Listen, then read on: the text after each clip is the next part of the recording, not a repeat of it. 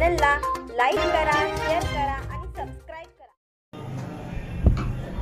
दादानी जेव्हा 2004 ची निवडणूक गडिंग्लजमधून लढवली होती त्यावेळी बरेचसेच त्यांचे मोठे सहकारी त्यांना सोडून गेले होते त्या निवडणुकीत आणि ती निवडणूक त्यांना वाटलं होतं अवघड जाईल। पण जेव्हा नेते सोडून जातात त्यावेळी जनता पाठीशी उभी राहते याचा प्रत्यय त्यावेळी आला आणि त्यावेळी दादा 45,000 मतांनी निवडून आले जेव्हा की त्यांचे मोठे नेते सोडून गेले होते। आताही असंच झालं पवार साहेबांचं। पवार साहेबांच्या ह्या निवडणुकीत पवार साहेब असतील किंवा उद्धव ठाकरे साहेब असतील त्यांची प्रमुख माणसं त्यांना सोडून गेली, त्यामुळे लोकांना वाटलं की संपलं म्हणून आता सगळं। पण ह्या निवडणुकीने दाखवून दिलं की नेते गेले तरी जनता मात्र पवार साहेब आणि उद्धव ठाकरे साहेबांच्या बरोबर उभारली आणि त्याचप्रमाणे काँग्रेस बरोबर उभारली आणि आज त्याचा निकालाच्या दिवशी आपल्याला कळलं की आज महाविकास आघाडीला जे यश मिळालेलं आहे ते फक्त आणि फक्त जनतेने ही निवडणूक हातात घेतली त्याच्यामुळे मिळालेलं आहे।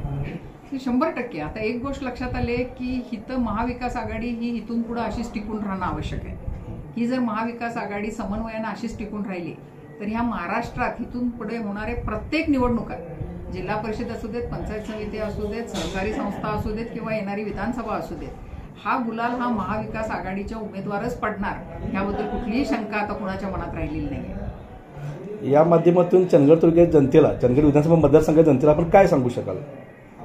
सर्वप्रथम सर्वांचे मनपूर्वक आभार की यावेळी छत्रपती शाहू महाराजांच्या पाठीशी आपण ज्या ताकदीनं उभं राहिलात आणि हा संदेश नुसता कोल्हापूर जिल्ह्याला नव्हे, महाराष्ट्राला नव्हे तर अख्ख्या देशाला दिला की हा महाराष्ट्र स्वाभिमानी आहे, हा महाराष्ट्र पुरोगामी विचाराचा आहे।